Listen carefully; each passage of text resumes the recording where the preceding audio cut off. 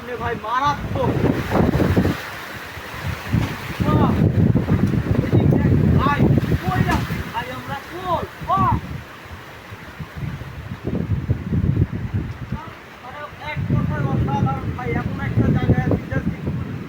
মানে রিয়েলাইজ করেন ভাই